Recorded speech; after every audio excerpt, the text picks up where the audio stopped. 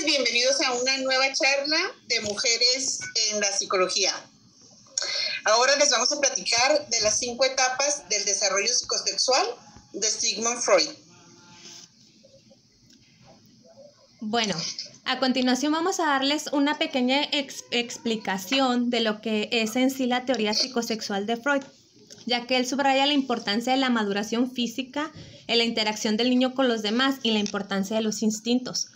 O sea, en pocas palabras, él nos habla de las conductas naturales y espontáneas del niño, porque según Freud, el hombre nace con varios grupos de instintos, que es el autopreservativo, que es la respiración e ingestión de alimentos, entre otros, que como les comentaba anteriormente, nosotros nacemos con varias capacidades que son de supervivencia. Por ejemplo, nacemos con el reflejo de nado. Por ejemplo, un niño, si lo tiran a la alberca, recién nacido, un niño va a nadar, no se va a ahogar. Entonces, si se sigue estimulando ese reflejo de nado, el niño no se va a ahogar, va a seguir repitiéndolo. Igual el de succión, que es también para la supervivencia, para poder succionar el alimento. Y también nos habla, por ejemplo, de lo que son la satisfacción sexual, que es de lo que vamos a hablar a continuación. No solo entiende lo relacionado con esta actividad, sino todo lo placentero. O sea, se refiere a que el ser humano desde niño encuentra satisfacción en diferentes partes o en diferentes momentos de su vida y su niñez, y dependiendo de la etapa, es la zona erógena que se estimula. A continuación empezamos con lo que es la fase oral. Bueno, es la primera etapa, la etapa oral, y es cuando el bebé tiene 18 meses, de los primeros a los 18 meses. Entonces, el bebé utiliza su boca para satisfacerse.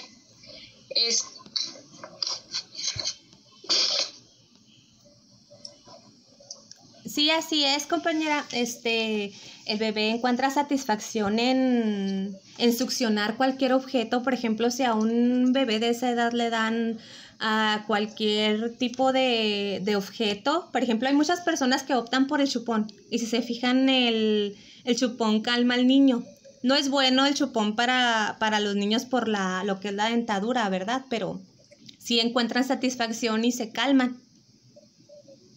Según Freud, ese es uno de los primeros placeres que encontramos al nacer, al succionar el pecho de la madre, más que alimentar o más que la saciedad, es como un placer sexual.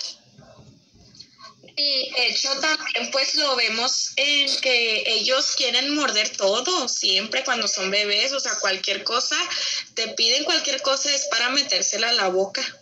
Así es.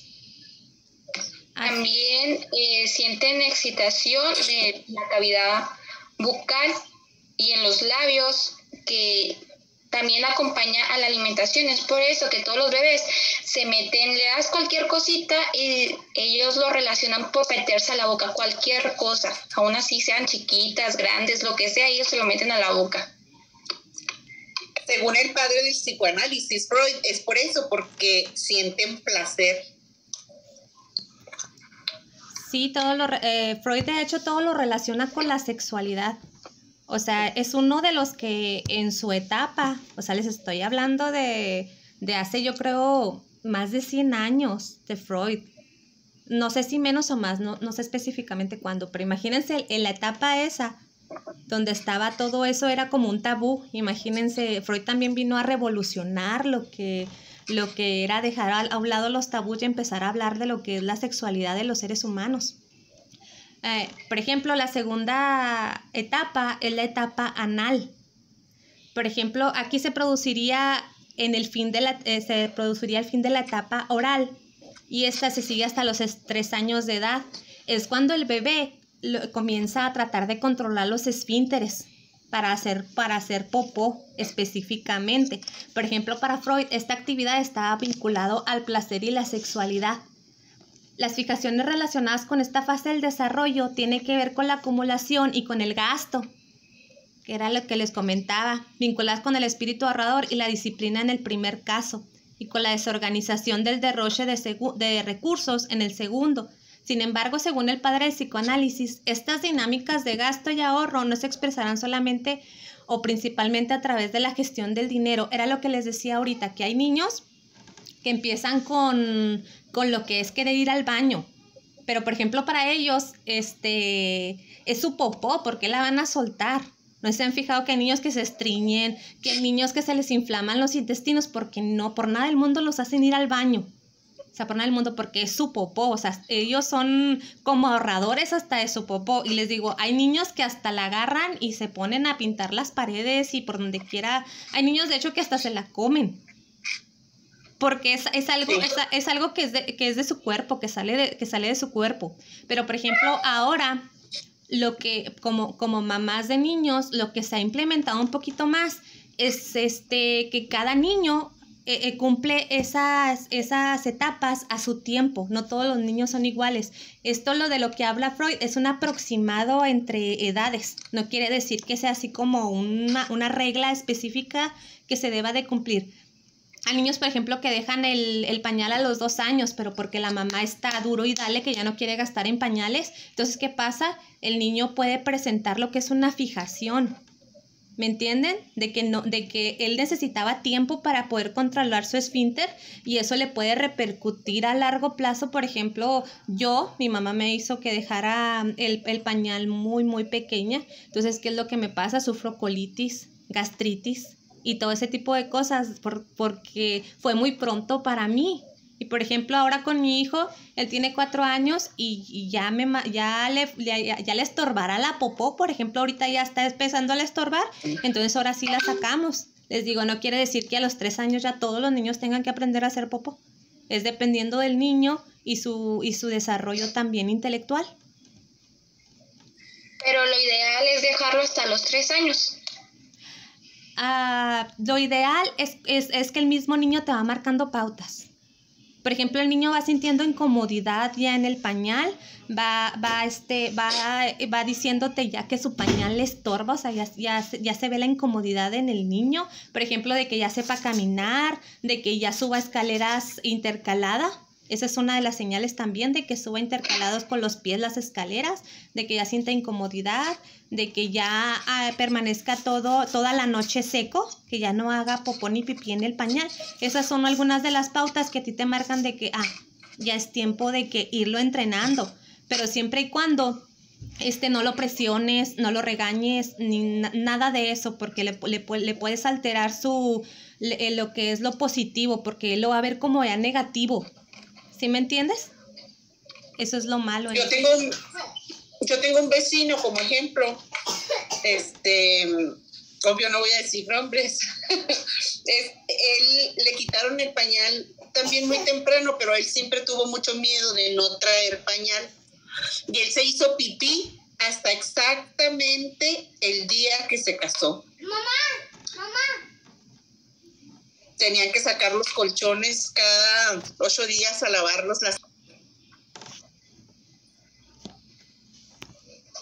Bueno, seguimos aquí con el tema. Nos hablaba Elizabeth de un ejemplo de su vecino, lo cual es muy interesante porque he conocido niños que se siguen haciendo pipí en la cama como desde los 9, 8 años, 7, ¿no se han fijado? Que no sé si tengan alguna experiencia al respecto de que hay niños que sufren de enuresis, creo se llama, es el concepto de que se orinan ya estando grandecitos. Yo tengo una prima. Ella también, pues, como conocemos, bueno, no sé si les ha tocado conocer, en las guarderías, luego les enseñan a dejar el pañal. Entonces, ese fue el caso de ella, o sea, desde muy pequeña dejó el pañal. Estaba muy chiquita y ya iba al baño sola y todo. Y de repente, pues, que se empieza otra vez a hacer, ella ya no quiere avisar, no le gusta avisar, le empieza a dar flojera. Entonces ya vemos que o sea, han hablado mucho con ella, que qué pasa, ¿verdad? Y no, o sea, ella no da razón. Entonces, pues yo también no veo por qué, ¿verdad? Ahora estoy conociendo con este tema que es acerca de lo que estamos hablando. Así es, como les decía, a lo mejor no estaba preparada para dejar el pañal y fue forzoso el momento en el que quisieron quitárselo. ¿Qué edad tiene tu prima? Ella ahorita tiene 5 años. 5 años, ya tiene, me parece, como 1 año y medio, o ya yo creo los 2, que otra vez pues volvió a orinarse, otra vez volvió a usar pañal, y lo peor es que la regañan mucho. Bueno, su mamá, ¿verdad? Su mamá la regaña mucho y pues no la comprende, ¿verdad? Es importante conocer estos temas y así pues yo podré tal vez acercarme a ella y explicarle qué es lo que está pasando. Así es, también hay que descartar algún tipo de abuso sexual porque a veces los niños no hablan, pero en ese tipo de circunstancias nos están hablando de esa manera, de que tienen alguna regresión. Te digo, no necesariamente puede ser abuso sexual, o sea, puede ser eso, como puede ser también otra cosa, la llegada de otro hermanito, o como te digo, que se le retiró demasiado pronto el pañal y ella tuvo un retroceso. Pero igual... Sí es enuresis y dice que sí lo puede causar algún tipo de estrés, como lo estás explicando tú. A lo mejor la persona no está lista para dejar el pañal, lo forzan y esto los estresa tanto que al cabo del tiempo dicen yo no estoy listo y empiezan otra vez a hacerse pipí. Incluso dice que hay que checar también si a alguno de los padres no le sucedía eso, porque puede ser genético. Así es. Entonces, ¿algún otro comentario que tengan sobre la etapa oral de Freud? La etapa anal. Estamos en la etapa anal, ¿no? Así es, la etapa anal.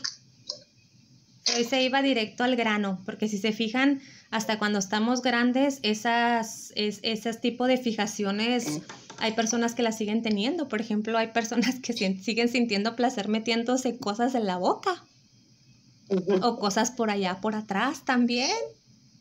Hay gente que es coprofílica, que le gusta comer popó y encuentran satisfacción sexual en eso, o en que les hagan popó o en hacer popó encima de alguien, pero pues esos ya son fijaciones, ¿verdad? Entonces, pues no nos desviemos tanto del tema, pero ahorita proseguimos con lo que es la etapa fálica. Adelante, compañera.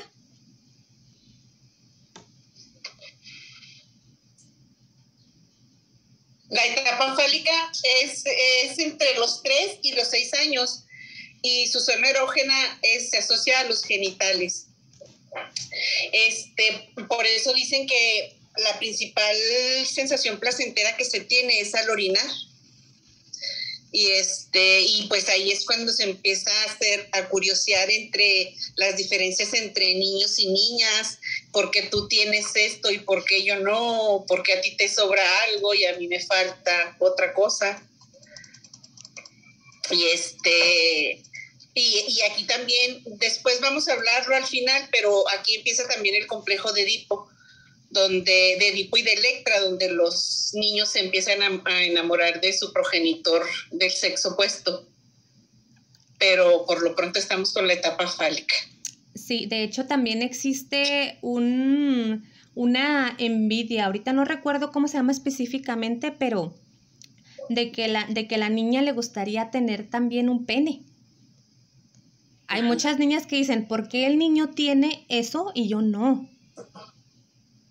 Se empiezan a fijar unos a otros, se empiezan a curiosear, pero uno tiene que dejar que el niño explore su cuerpo, porque es completamente natural que los niños se masturben, que las niñas porque son orificios que tenemos, así como nos picamos la nariz, así pues también nos hurgamos por allá. Sí, también surge la curiosidad porque tú, por ejemplo, porque lo clásico, porque tú traes vestido y yo no me puedo poner un vestido, o por qué los niños siempre andan de pantalón, y empiezan a notar todas esas diferencias Sí, a esa Paola, edad. adelante. El por qué tú haces pipí parado y yo hago sentada. Eso siempre está en los niños, siempre. Y las niñas intentan hacer pipí también paradas. Sí, de hecho es la edad de los por qué. ¿Por qué, por qué, por qué? Te digo, y también aquí es donde nosotros empezamos a nosotros como madres de familia, como tías, como madrinas, como les quieran llamar, es aquí donde nosotros empezamos a tratar de orientar al niño sobre que su cuerpo es de él, que hay partes del cuerpo que no se deben de tocar, hay partes, y llamarle, como dijeron, al pene y a la vagina, porque no sé si hayan leído.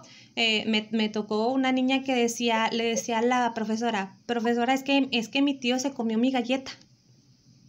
Decía la profesora, ¿y qué tiene de malo? Pues ni modo, déjalo que se coma tu galleta. Entonces, hasta de que descubrió la profesora que su mamá le decía que su vagina era galleta. Entonces dijo, ay, ya te entró la alarma roja, están abusando de ella. ¿Sí me entiende? Por eso hay que llamarle como se llama, vagina y pene. Así, nada más. Así es. Y está muy interesante todo esto porque los niños, los primeros años de vida son como una esponja, todo aprenden. Si nosotros les enseñamos y los orientamos, ellos van a saber defenderse. Por ejemplo, ahorita saben que está habiendo mucho abuso sexual en los niños y niñas, y sobre cada vez más pequeños, sobre todo ahorita que está lo del encierro y todo eso, hay mucho abuso, porque hay personas que no dicen nada, los niños tienen miedo, entonces por eso les digo que hay que darles la confianza de decir no y de saber que no está bien y que pueden confiar en algún adulto, se pueden acercar y saber que nosotros les vamos a creer. Sobre todo. A continuación al finalizar vamos a retomar lo que es los complejos de Electra y de Edipo para podérselos desglosar un poquito más. Por mientras vamos con la cuarta etapa, que es la etapa de latencia. Sí, bueno, esta etapa nos dice que empieza alrededor de los 7 años y se extiende hasta que inicia la pubertad. En esta etapa se caracteriza por no tener una zona erogénea concreta asociada. Representa una congelación de las experimentaciones sexuales. Es decir, es por eso que Freud describía esta fase como que era la que más camuflajeaba la sexualidad.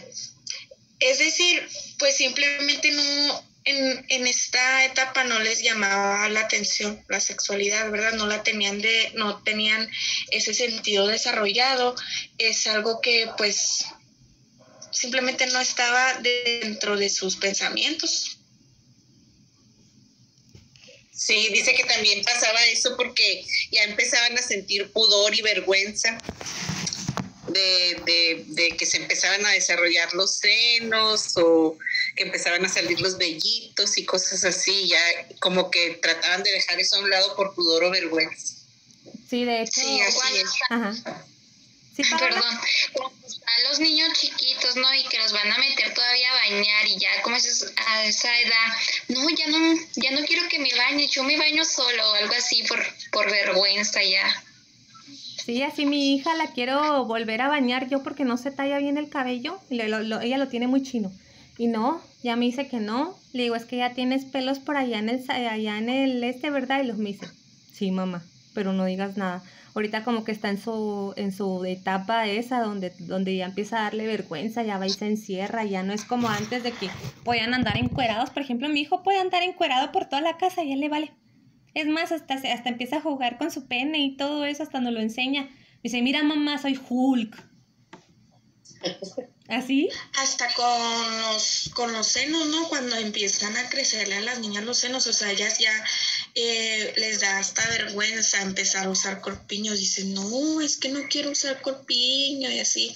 Y ya, o sea, bueno, a mí me ha tocado con mi hermana, ¿verdad? Y una sobrina, que ya ni siquiera quieren salir a jugar por miedo de que les digan algo.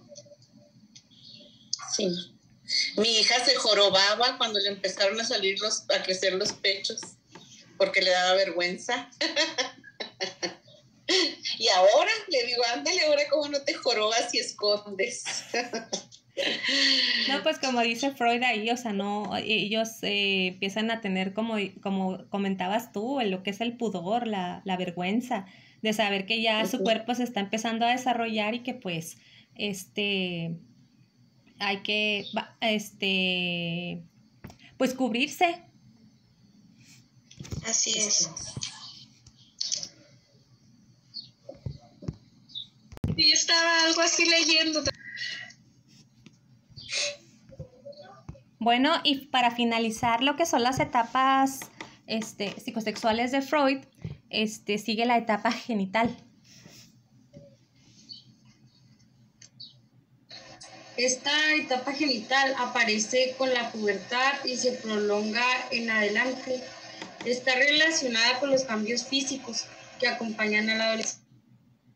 Además, esta fase de desarrollo psicosexual, el deseo relacionado con lo sexual se vuelve tan intenso que no se puede reimprimir con la misma eficacia de las etapas anteriores.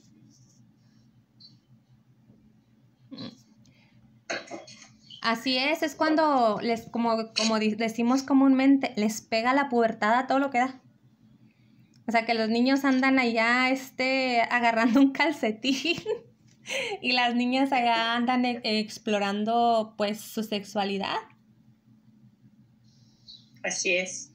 Es cuando se empiezan a descubrir precisamente la zona erógena, ¿verdad? Y empiezas a saber dónde sientes más placer y empiezas precisamente a explorarte con más, como que ya no lo puedes evitar en esa edad, o sea, ya antes sí podías, o al menos hacer como que no existía, pero a esa edad pues ya se despierta todo. La edad de la punzada, como decimos comúnmente las mamás, en las que... Hasta empieza, yo creo, a preguntarnos, ¿no? ¿Por qué nuestro cuerpo? ¿Por qué ella tiene bonito cuerpo? ¿Por qué yo no? Ay, yo quiero tener esto, yo quiero tener aquello. Ajá. Sí, porque ya es la sexualidad que se puede llamar adulta, ¿verdad? Ya no es como tan infantil o tan... Pero también es en la que tenemos que tener más participación todavía los padres de familia, porque es cuando ellos ya están, la curiosidad, ¿me entienden? De que siento placer al hacer esto, entonces empiezan a querer tener relaciones sexuales y entonces es donde tenemos que decirles, bueno, todavía no tienes la madurez, hablarles de métodos anticonceptivos, que tocarse a sí mismo no es nada malo, están autoexplorándose, porque todavía muchas familias se ve como un tabú la masturbación, y la masturbación es todo lo contrario, o sea, qué padre que encuentren placer masturbándose en vez de que vayan y se metan con un chavalito a lo mejor que está muy jovencito, que obtengan una enfermedad de transmisión sexual o un embarazo no deseado. Si se fija, en México está dentro de los primeros lugares en embarazos adolescentes y es demasiado alarmante. Pero Así por es. lo mismo, ¿no? De que, como dices tú, de que los padres no le dicen nada y ellos van y buscan placer donde se los puedan dar. O información que no es real. Por ejemplo, cómo se instruyen los jóvenes ahorita, viendo lo que es pornografía. Como le dije a mi hija cuando la encontré viendo pornografía, la pornografía no es real. No es el amor real. Eso no es hacer el amor, le digo, eso no es real, es actuado. Le digo, la relación sexual y todo eso es muy diferente. Porque si se fijan, en lo que es la pornografía, se denigra demasiado a la mujer. O sea, de que la mujer tiene que hacer lo que diga el hombre. Y está mal, por eso estamos sumergidos en tanto machismo. Aquí entra tanta misoginia porque nuestros jóvenes están siendo informados por algo que no es real. Te hacen ver como objeto sexual. Así exactamente. Por eso debemos de decirles a nuestras hijas, por ejemplo, yo que tengo una hija, cuídate, va a llegar, por ejemplo, yo a los 15 años le dije, ¿sabes qué, mija? Si llegas a los 15 años te voy a ir a esterilizar. Voy a ir a que le den algún método anticonceptivo. Prefiero que saber que ella se está cuidando, o si llega a tomar la decisión de tener relaciones sexuales, no va a haber consecuencias. Pero se me hace que aplicaste mal, te voy a esterilizar, ¿no? Bueno, sí, es un decir que le digo a ella, te voy a esterilizar, pero no, realmente la voy a llevar con un especialista a que el especialista le veamos opciones. De esterilizar, yo también me quedé así como... No, sí. es como le digo a mi hija, o sea, como jugando que la voy a esterilizar, pero realmente no vamos a buscar, lo correcto sería, vamos a buscar un método anticonceptivo ideal para ti. Eso es lo que vamos a hacer. Acuérdate que nos está escuchando mucha gente. La otra vez estaba viendo un video de eso, de que un papá llevó a su hija a buscar un método anticonceptivo. Perdón, anticonceptivo para ella. Entonces, lo empezaron a como atacar mucho de que, ok, ya se puede meter ella con los que quiera y entonces ya le diste la libertad, y luego dice, no, simplemente le estoy diciendo que ella puede tener relaciones, pero con cuidado. Yo no le estoy probando de que se meta con cualquiera, obviamente no, solo le estoy dando las posibilidades para cuidarse, solo eso. Así es. Así es. Y pues yo creo que, no sé si les parezca que hagamos un resumen de las 5 etapas de Freud sobre el desarrollo psicosexual. De 0 a 1 año, la etapa es la oral, el centro de placer es la boca y el principal aspecto del desarrollo es el destete. Así es. Entonces, de los 2 a 3 años, la etapa es anal, el centro del placer es el ano y el principal aspecto del desarrollo es el control de esfínteres. Así es, y luego sigue la etapa fálica. Que la fijación o el placer lo encuentran en sus genitales. En tocarse a ellos mismos y autoexplorarse. Y se identifica con el papá o la mamá, según si es hombre o es mujer en esa edad. Así es. Y luego sí que la etapa de la latencia. Ajá, de 6 a 12. El centro del placer no es ninguna zona en específico, es cuando empiezan a explorar. Y el principal aspecto del desarrollo es que se adquieren los mecanismos para superar el estrés. Adquieres como un mecanismo de defensa. Así es, son muy importantes todas estas fases. Y sigue la última. Ajá. La adultez. Ese es de los 13 en adelante.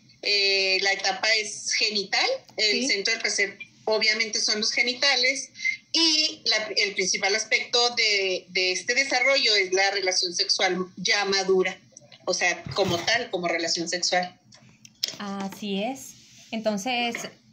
bueno, espero les haya quedado claro a todos los que nos están escuchando, que es muy importante, es muy interesante esta teoría. Digo que nosotros como futuras psicólogas, con esta teoría también vamos a llegar a comprender muchas cosas, así como aplicarlas también con nuestros hijos y con otras personas que conozcamos.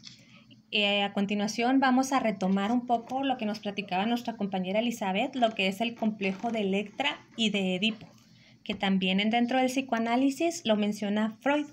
El otro día hablábamos del psicoanálisis de la sexualidad en los niños descritos por el psicoanalista Freud, donde los niños a partir de cierta edad empiezan a descubrir sus genitales como tales y comienzan a sentirse atraídos hacia la diferencia entre su sexo y entre los otros.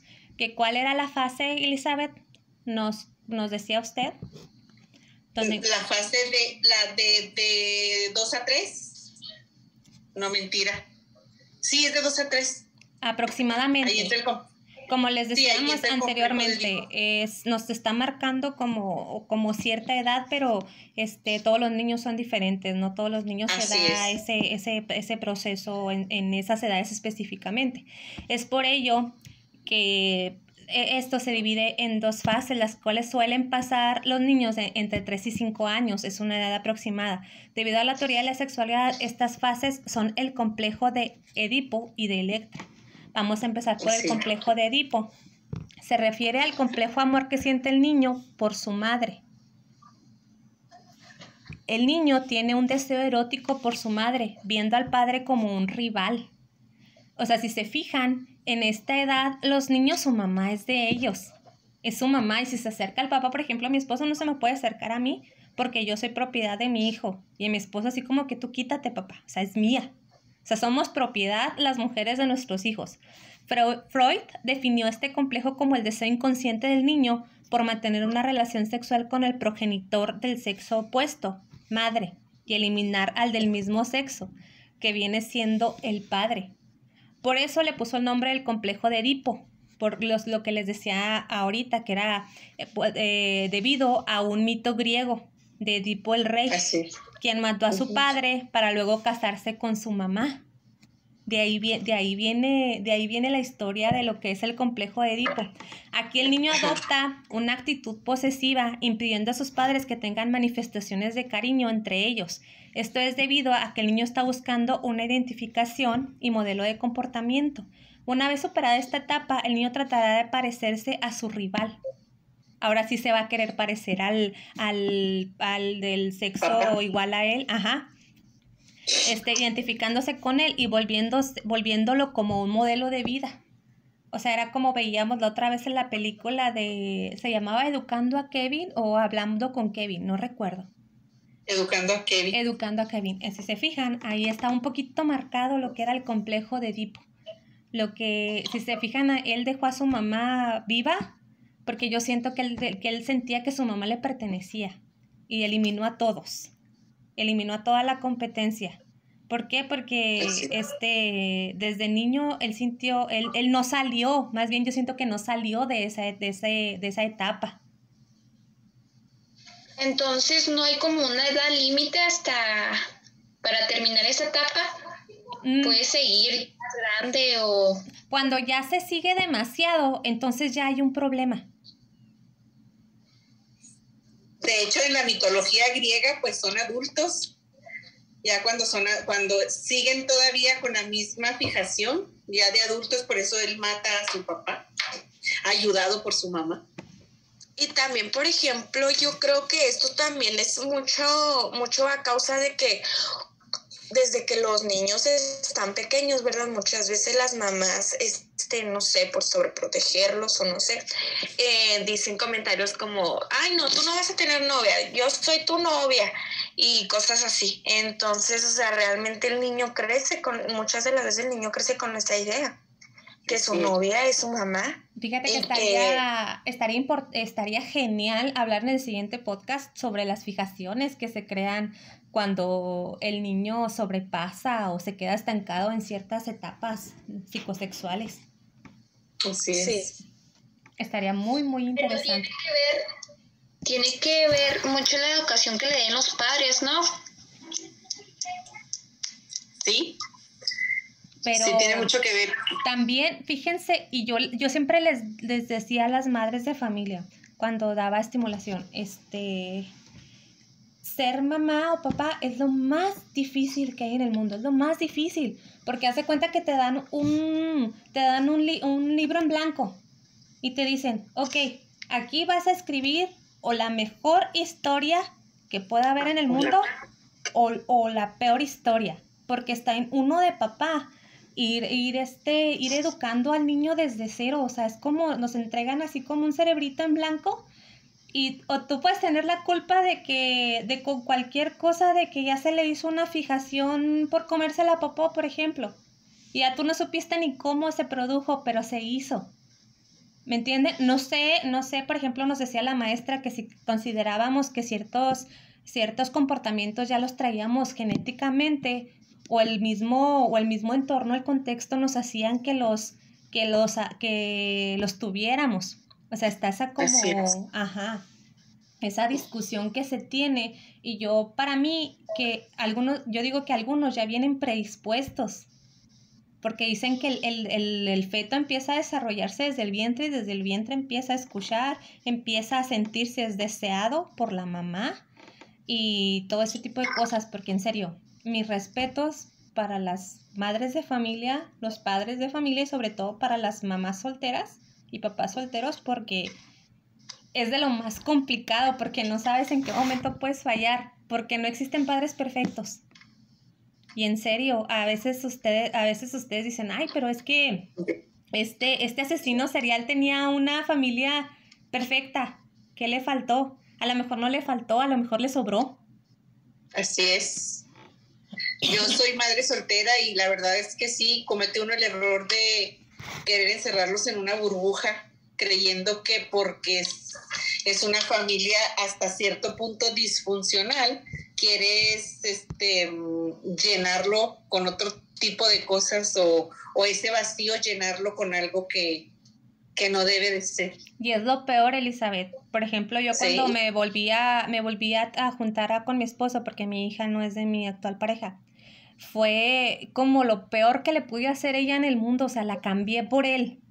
¿Me entienden? Sí. O sea, y la niña a esa edad no comprende que uno tiene que hacer su vida. Ella comprende, no, es que ya tengo que compartir a mi mamá, o tengo que compartir a mi papá. O sea, es demasiado fuerte y es demasiado difícil. Yo supongo como hijo también tener que enfrentarse a que su papá no está con él y que hay otra persona que está con su mamá. Sí, muy complicado. Demasiado. Bueno, entonces, ¿alguna otra opinión que tengan con respecto al complejo de Edipo? Nos vamos con Electra. Ahora nos vamos con el complejo de Electra. Bueno, es lo mismo que el complejo de Edipo, pero esta vez el amor lo siente la niña por el padre, viendo a la madre como una rival. Este nombre fue adjudicado por Carl Gustav Jung para designar la contrapartida del complejo de Edipo, por quien Freud no estaba muy de acuerdo. O sea, dice aquí que Freud no estaba muy de acuerdo en este complejo. El complejo de Electra es algo muy común en las niñas en algún momento de la infancia. Sin embargo, este enamoramiento de la hija hacia su padre puede llegar a más, generando una rivalidad hacia su madre, aunque esta etapa pasa desapercibida ya que las niñas mantienen un vínculo muy estrecho con su madre, lo que dificulta la competitividad con ella. Tal vez por eso Freud no lo veía tanto, porque si bien las hijas se apegan mucho con el papá, de todas maneras no se pueden desvincular de la mamá, porque la mamá es la que cubre sus necesidades, es la que las atiende, casi siempre uno es la encargada de ese tipo de cosas. Por ejemplo, aquí nos habla de que si la fase se resuelve con normalidad, o sea, si esa etapa se da con normalidad, la niña asumirá su derrota, o sea, de que no puede separar al papá y la mamá, o sea, de que su papá no es de ella, realmente es su papá y su mamá es su mamá. Asumiendo que el amor de su padre es su madre y ella se dispondrá a buscar el amor en otro hombre. Sin embargo, si no se resuelve, puede resultar una anomalía patológica. O sea, aquí se está refiriendo a que puede haber un tipo de fijación en la que la niña sí se enamore realmente del papá, y se han dado casos donde la misma niña se llega a tener relaciones sexuales con el papá o el niño con la mamá. O sea, eso sí ya es así como que muy fuerte. ¿Sí me entienden? Porque sí, es pues incesto. Son casos muy fuertes. Sí, como dices tú, ya se hace una fijación. Sí, y también, por ejemplo, esto es súper importante que lo vivan los niños, pero yo tengo dudas de cómo lo viven los niños que no tienen papá o que no tienen mamá. Pues es que yo creo que siempre se tiene alguna imagen, ¿no? O sea, por ejemplo, bueno, no sé, yo creo que estoy mal, no en todos los casos, pero muchas de las veces cuando alguien no tiene papá, siempre existe una una figura paterna que estuvo ahí, no sé, ya sea tu tío, no sé, algo, tu vecino a veces. Sí, yo digo que, fíjate que tienes razón, porque por ejemplo mi hija no tuvo a su papá, su papá iba y venía, pero su figura paterna fue mi papá, o sea, su abuelo. Su abuelo, sí, es verdad. O a veces, o sea, hasta la pareja, pues que tenga su mamá, ¿verdad? Ujú. En este momento no especialmente, o sea, su papá. Así es, está muy interesante todo esto porque también en estas etapas van formando como el inicio es como lo que empieza a como nosotros a que empecemos a ver cómo van a ser nuestras relaciones a futuro.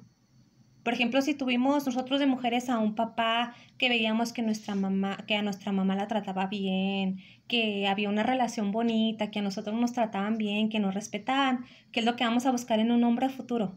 Pues un hombre así, ¿no? ¿Cómo nos dicen a nosotros normalmente, comúnmente, más bien, a nosotras las mujeres? Es que siempre buscan un hombre parecido al papá. Inconscientemente, pero la mayoría lo hacemos. Que tenga ciertas características. Ahora imagínate si nuestro papá fue golpeador, fue alcohólico y todo eso. Hay mujeres que así los buscan exactamente. ¿Por qué? Porque fue lo que vieron.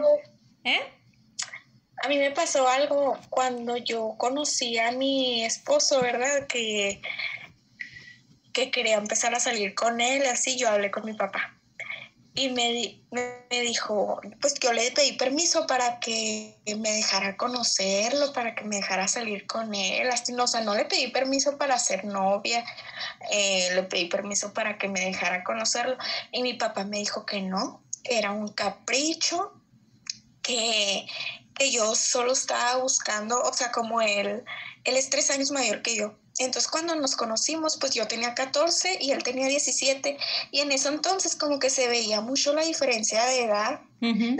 Entonces él me decía, es que tú estás buscando una imagen paterna porque yo no estuve contigo en tu infancia, yo sé, es mi culpa, pero es lo que tú estás haciendo. Dijo, yo sé que este capricho se te va a pasar y así. Entonces igual, o sea, pues ya pasó el tiempo, ¿verdad? Nos dejó ser novios, ya después pues nos casamos, pero aún casados, él seguía diciendo que yo siempre busqué una imagen paterna y que por eso me casé tan chica y que por eso, o sea, todo ese era su razón. ¿Tú qué piensas? Yo, pues no, o sea, no que buscara una imagen paterna así, ¿verdad? Pero yo siempre lo he dicho, mi esposo me ha dado, o sea, la estabilidad que ni mi papá ni mi mamá me dio. Entonces, pues tal vez sí, a los que les cuento, ¿verdad? Sí me dicen, ay, no, pues sí, te casaste porque por tus papás, ¿verdad? Pero tal vez una parte fue realmente es que puede ser compañía, ¿no? Sí, exactamente, o sea, siempre cuando éramos novios, él era, o sea, mi único refugio, siempre. Entonces ya fue cuando yo decía, ay, no, pues me voy a casar. Y realmente pues no me arrepiento, sí me casé muy chica, pero no me arrepiento. Entonces, o sea, sí fue una razón por eso, ¿verdad? Pero aparte porque pues yo ya quería estar con él, o sea, ya me hacía falta tener una estabilidad. Estar estable. Sí, pero igual, como comentábamos ahorita, o sea, fue algo que a ti te faltó y lo buscaste en tu niñez, en tu desarrollo, fue algo que tú buscabas y querías y lo encontraste. Y ya él ya está, ¿cómo se dice? Ya cumpliendo tus necesidades, o sea, tapando como esas necesidades que te dejaron tu mamá y tu papá. Sí, así es. Era lo que decíamos, que es muy difícil ser papá o mamá porque a veces te tienes que sacrificar o ser egoísta o o de ese tipo de cosas, porque a lo mejor uno trata de ser muy buen padre y a los ojos de los hijos somos unos tiranos. O somos unos que uno quiere el bien de ellos y para ellos, pues sí, somos los malos de la película. Por ejemplo, mi hija siempre supo que el papá no iba a estar y no estaba. ¿Sí me entienden? Nunca estuvo, tampoco, pero estuve yo. Y estuvo mi papá, y ahora está mi esposo. Pero, por ejemplo, también, y lo digo por las que se van a casar próximamente, lo digo por experiencia propia, los hombres, en su gran mayoría, buscan a personas parecidas a sus madres. Es el típico, mi mamá lo hacía así, ya cuando se casa uno, oye, es que mi mamá me planchaba así, es que mi mamá me hacía la comida así, y es que mi mamá, y yo así como que, pues vete con tu mamá. O sea, fíjense, en serio, alguien que tenga mamitis, descártenlo, por favor. El papá de mi hija tenía mamitis, y se los juro que pudo más su mamá que yo y su hija juntas. Yo y su hija. Pudo más. O sea, fíjense que sea un hombre que tiene decisiones propias, que él toma sus decisiones sin que nadie intervenga. Sobre todo porque nadie tiene que intervenir.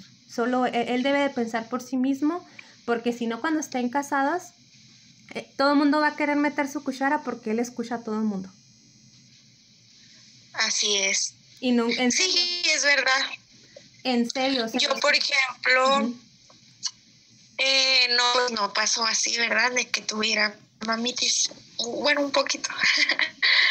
Cuando recién nos casamos, yo y mi esposo, fue así como con la comida. Fue con lo que sí tuvimos un poco de problema.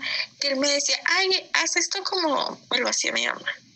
Y así, entonces yo me sacaba de onda.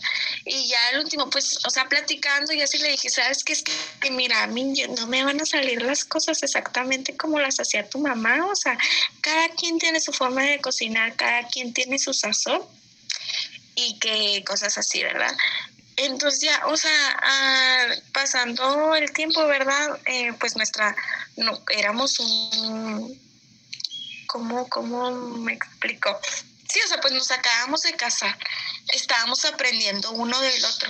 Entonces, realmente, pues, o sea, nada más con la plática, él comprendió y ya jamás hemos tenido problemas así, pero sí hay casos, o sea, que ni siquiera con la plática, o sea, ellos quieren que exactamente se hagan las cosas como las hacía su mamá, o que quieren estar ahí todos los días con su mamá. Ay, vamos con mi mamá. Ay, esto. Ay, vamos a visitar a mi mamá. Y cosas así, o sea, yo lo he visto en otras parejas. Es súper común ese tipo de cosas, ¿eh? Por eso yo siempre les digo, hay que fijarse desde que son novios. Porque siendo esposos, todas esas cosillas y que ven, o sea, se van a acrecentar cuando ya estén casados. O sea, vale más decir hasta aquí, ahí no encajo, e irse. Porque en serio, yo no me di cuenta, pero el papá de mi hija dormía hasta con su mamá. O sea, dormían en la misma cama. Y ya me di cuenta yo hasta cuando ya me había casado, ya estaba embarazada. Ya te dije, Dios, ¿en dónde me vine a meter? Este tiene uno de los complejos de Freud hasta no sé dónde. Todavía es hora que él tiene, yo voy a cumplir 37. Él va a cumplir 38 y está soltero. Vive con su mamá. Si la mamá le dice que le mande a la niña, le manda. Si no, ya sí estamos. O sea, es complicado. Hay hombres que de plano, no sé si se enamorarán de la mamá o piensen que la mamá es eterna, pero sí existe ese tipo de fijaciones. Sobre todo lo veo más en los hombres, porque nosotros como mamás estamos también criando muchos hijos machistas. No hay más persona más machista que una madre de familia.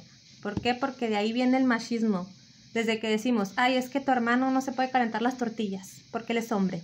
Tú lava los trastes porque eres mujer y tu hermano es hombre.